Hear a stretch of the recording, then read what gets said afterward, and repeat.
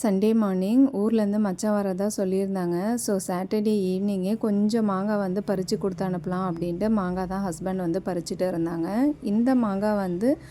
இந்த மாங்காய் குண்டு மாங்காயிலே நார் மாங்காய் இருக்கும் இல்லையா, அந்த மாதிரி டைப் தான். பழுத்தாலும் டேஸ்ட்டு சூப்பராக இருக்கும், குழம்புக்கு போட்டாலும் டேஸ்ட்டாக இருக்கும். இது வந்து சண்டே மார்னிங் பிரேக்ஃபாஸ்ட்டுக்கு வந்து சப்பாத்தி தான் வந்து போடலான்ட்டு போட்டுட்டு இருக்கோம். சப்பாத்திக்கு பெஸ்ட்டு காம்பினேஷன் சிக்கன் கிரேவி தான்.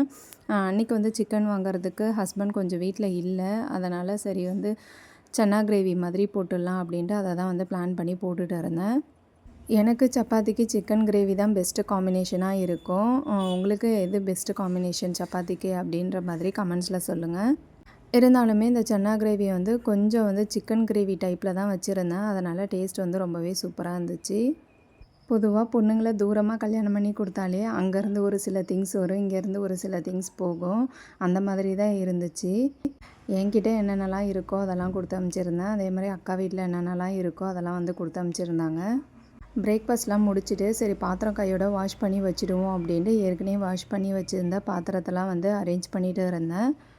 பாத்திரம் வாஷ் பண்ணிகிட்டு இருக்கும்போதே வந்து மச்சான் வந்துட்டாங்க. சரி அதை அப்படியே விட்டுட்டு அவங்கள விசிட் பண்ணுறதுக்காக போயிட்டேன். இது வந்து அக்கா வீட்டிலேருந்து கொடுத்து அனுப்பிச்சிருந்தாங்க. இந்த பழம் என்ன பழம் அப்படின்றத கமெண்ட்ஸில் வந்து சொல்லுங்கள். இது வந்து அக்கா வீட்டில் காய்ச்ச முருங்கைக்காய், டேஸ்ட்டு ரொம்பவே சூப்பராக இருக்கும். அதுக்கப்புறம் துவரம்பருப்பு, ரேஷன் துவரம்பருப்பு அதையும் வந்து கொடுத்து அனுப்பிச்சிருந்தாங்க. அப்புறம் கொஞ்சம் ஸ்வீட்ஸு, காரம் இதெல்லாம் வாங்கிட்டு வந்திருந்தாங்க.